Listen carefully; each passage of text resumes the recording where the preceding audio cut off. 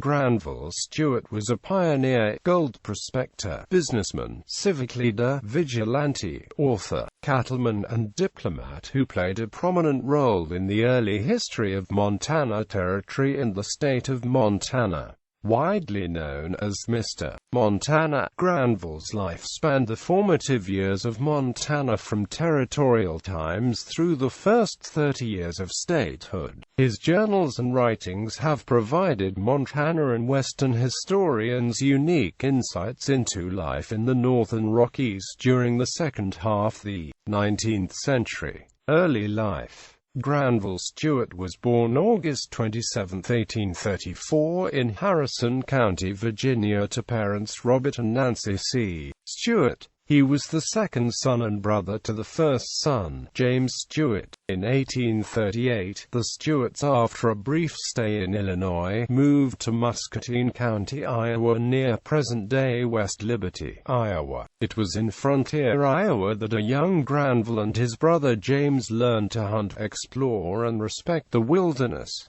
California goldfields. In 1849, Granville's father Robert made his way to the California goldfields as a 49er, but he had little luck. In 1851 he returned to the family in Iowa. In the spring of 1852 Granville and his brother James accompanied the father west on the Oregon Trail back to California. By the summer of 1853 Robert was tired of gold prospecting and returned to Iowa. The brothers Granville and James stayed in the Sacramento, California area to make their own life. After failing to strike it rich in Sacramento, they moved to Yreka in June 1854 and the Klamath River Valley in 1855 in search of gold. Because of troubles with hostile Rogue River and Klamath Indian tribes in Northern California, Granville and James enlisted as scouts in the 1st California Mounted Riflemen for $3 a day to fight Indians in the Rogue River Wars in February 1856.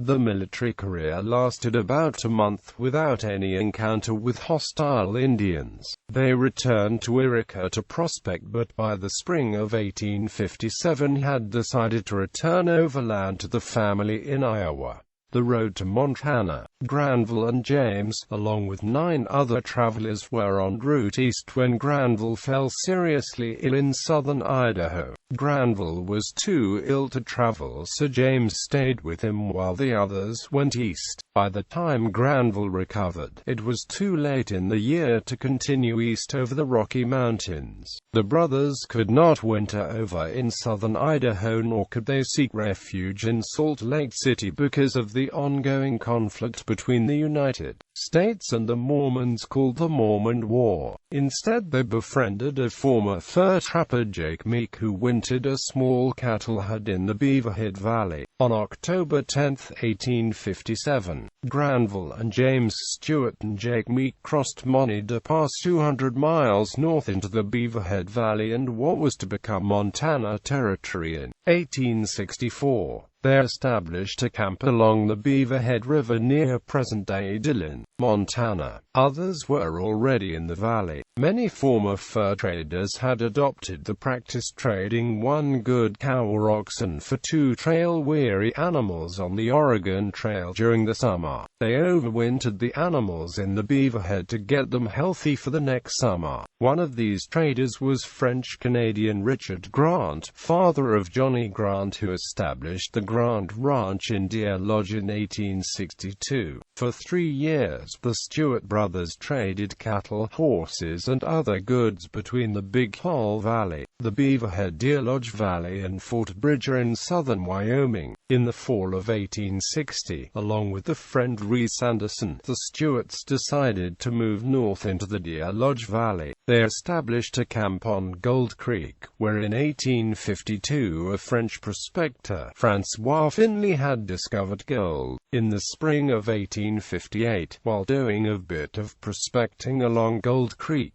the Stuarts along with Reese Anderson found enough gold to make them want to return.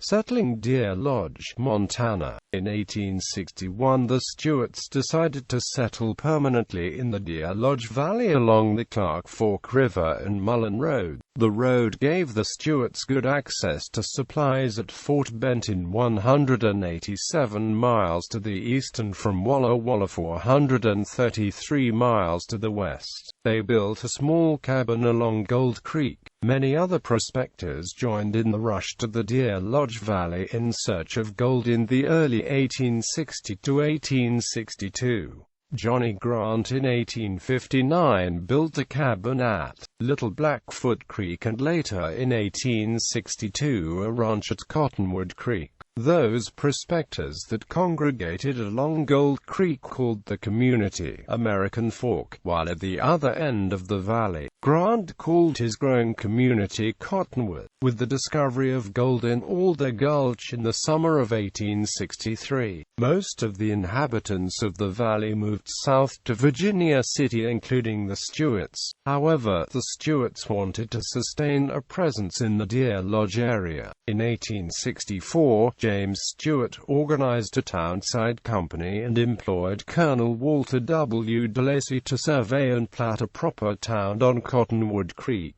The town was christened Deer Lodge, Montana. Montana Goldfields. In 1863, the gold strikes at Grasshopper Creek were drawing in hordes of prospectors. The Stuarts moved down to Bannack, Montana to take advantage of the boom. In Bannack, Granville operated a butcher shop to supply miners with meat. While in Bannack, Stuart met Samuel Hauser and many other Montana pioneers who would become lifelong friends and, in some cases like Hauser, business partners. Granville Stuart got his first taste of the Montana vigilantes in 1863 to 1864 as the various members of the Henry Plummer Gang were hanged in Virginia City. Politician and civic leader. Over the course of his life, Granville Stuart served in a variety of public offices. At one time or the other he was the president of the Deer Lodge Town Committee, chairman of the Deer Lodge County Commission, a trustee in numerous school districts, the College of Montana, Montana's first, and the Montana Territorial Prison. He served 5 terms on the Montana Territorial Legislative Assembly. He was a lieutenant colonel in the territorial militia. In the 1890s, he was a state land agent. He was the head librarian in the Butte Public Library between 1905 to 1914. He was a founding member of the Society of Montana Pioneers formed in 1884, and served as its president in 1886. Author. Granville Stuart from a young age kept copious notes, diaries, and journals. He routinely kept copies of most all his correspondence, much of which is preserved today by the Montana Historical Society, a society he helped found in 1864. He wrote several books on Montana and its pioneer history. His writings are considered to be seminal works on the history of the western United States. And in 1925 a selection of Stuart's diaries and remembrances was published as 40 Years on the Frontier, as seen in the journals and reminiscences of Granville Stuart, gold miner, merchant, rancher, and politician. Within a very few years the book achieved a reputation among professional historians, fiction writers, and Western history buffs as a significant commentary and reliable source of information about the history of the western United States. To a great extent, Stuart's published journals have been relied upon as an encyclopedic reference for information nowhere else obtainable about many facets of Western American history. Upon publication of 40 Years on the Frontier, the New York Times wrote, "In the end he left a mass of diaries and memoirs, from which a judicious selection has been made by Paul C.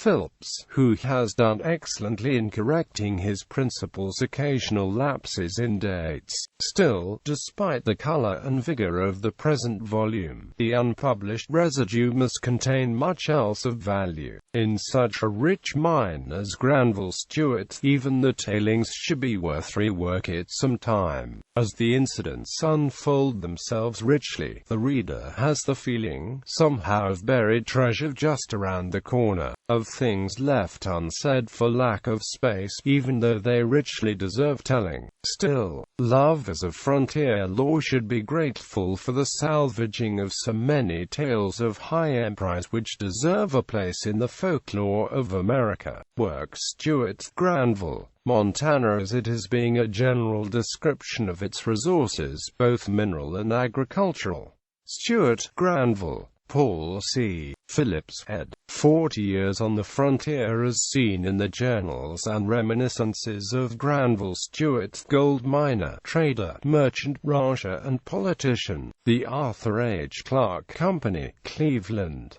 Stuart, Granville, Paul C. Phillips, ed. Pioneering in Montana, The Making of a State, 1864–1887. Lincoln, Nebraska, University of Nebraska Press. ISBN 0803209339. Reprint of Volume 2 of 40 Years on the Frontier. Stuart, Granville, Diary and Sketchbook of a Journey to America in 1866 and Return Trip up the Missouri River to Fort Benton, Montana. Los Angeles, California. Dawson's Bookshop. Russell, Charles M. Studies of Western Life, with descriptions by Granville Stuart. Granville Stuart, Spokane, Washington. J.L. Robbins Co., Cattleman. In 1879, Granville Stuart was working as a bookkeeper in his old friend Samuel T. House's First National Bank in Helena, Montana. Stuart and Hauser had known each other since 1862 when they were together in the goldfields. Stuart was aware of the burgeoning cattle business on the open range and encouraged Hauser to get involved. Hauser put together a deal with Helena banker Andrew J. Davis that created the Davis, Hauser and Stuart Cattle Company. Stuart was a minor partner with an investment of $20,000 which he borrowed from Hauser. Davis and Hauser made Stuart the general manager of the DHS brand. In the spring and summer of 1879, Stuart bought cattle from the Beaverhead Valley in Montana and from Oregon. By April 1880, Stuart had acquired approximately 9,400 head of cattle at a cost of $141,327.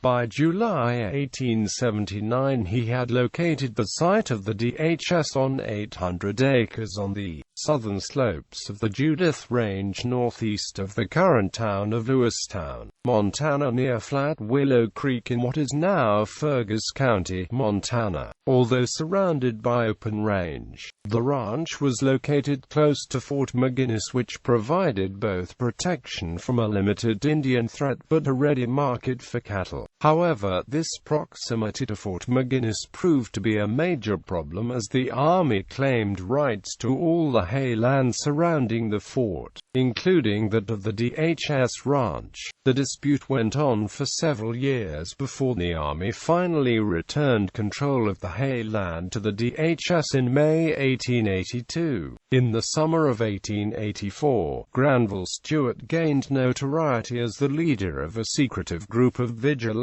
known as Stuart's Stranglers. Horse thieves and cattle rustlers were prevalent on the open range at the time, so the ranches, with the tacit approval of the Montana Stock Growers Association, took steps to capture and kill the thieves. In 1884, Stuart's group killed up to 20 rustlers. Regional newspapers hostile to the cattlemen rumored and speculated they may have killed up to 75 rustlers and squatters, but there's no historical evidence to support that speculation.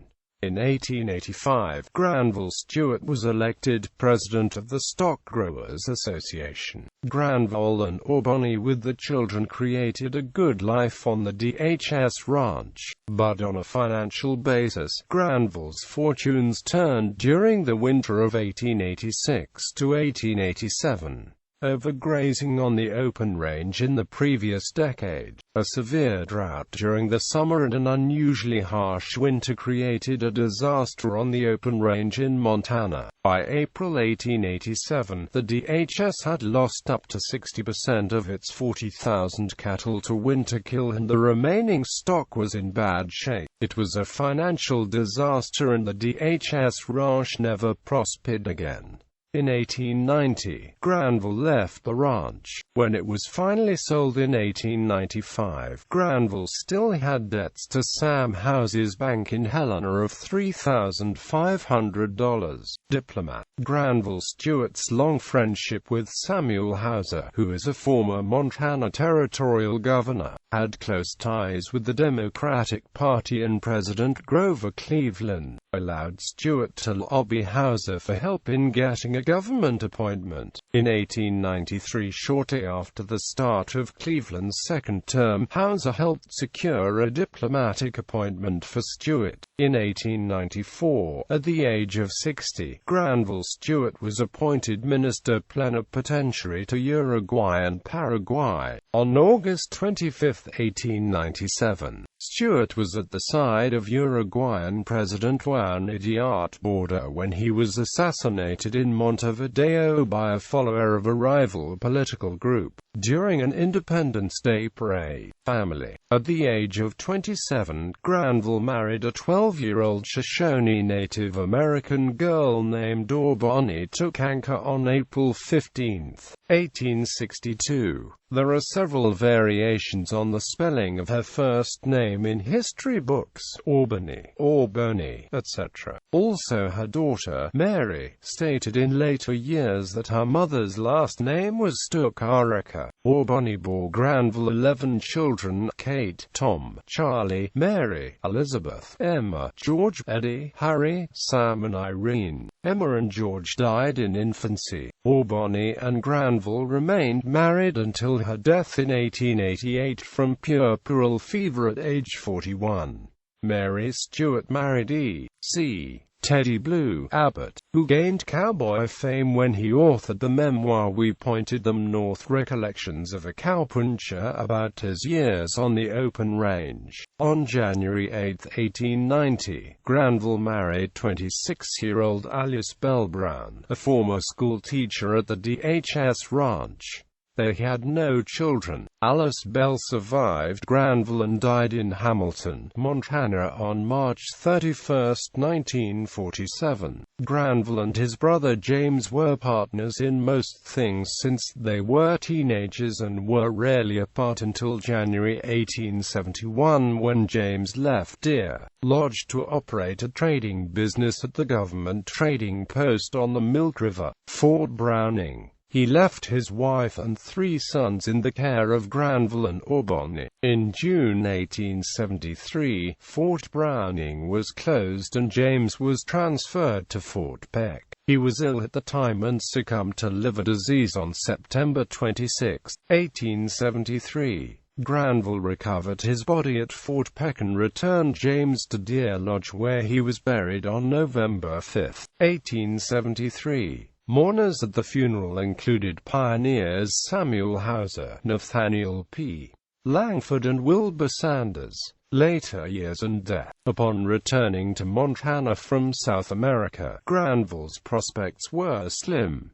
A change in administration in Washington, D.C. meant there was no further opportunities for an appointment with the federal government. Stuart had accumulated little wealth during his 40-plus years in Montana and still had some debt problems associated with his friend Sam Hauser. Granville and Bell settled in Butte, Montana. In 1905 his good friend and copper king, William A. Clark, helped secure him a post as the head librarian for the Butte Public Library, a post he held until 1914.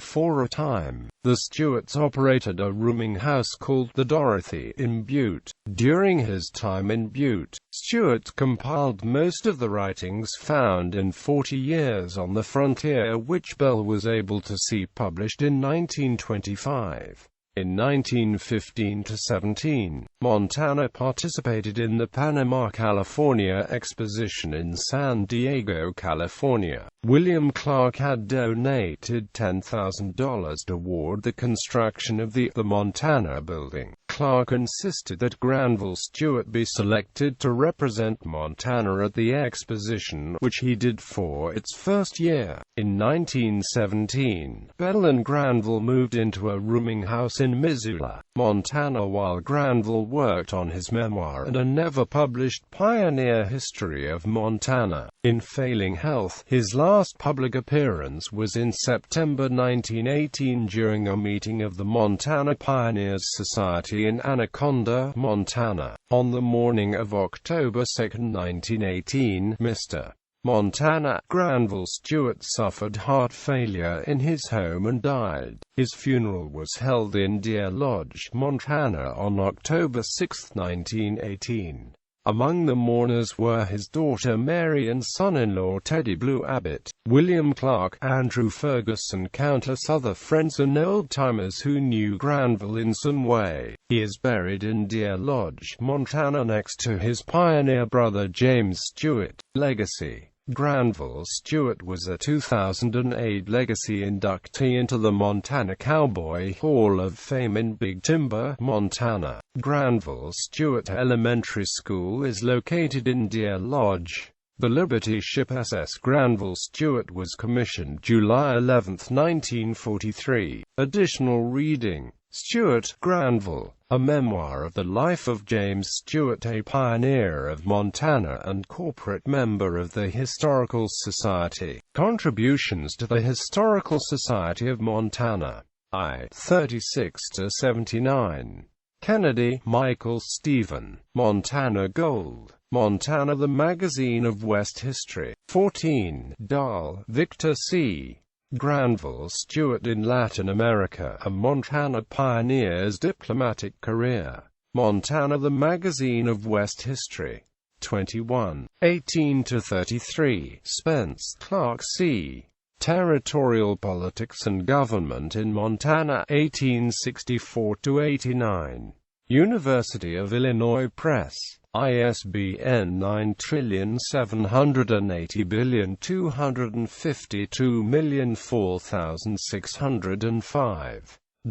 Reese, William S. Granville Stuart of the DHS Ranch, 1879–1887. Montana Magazine of Western History.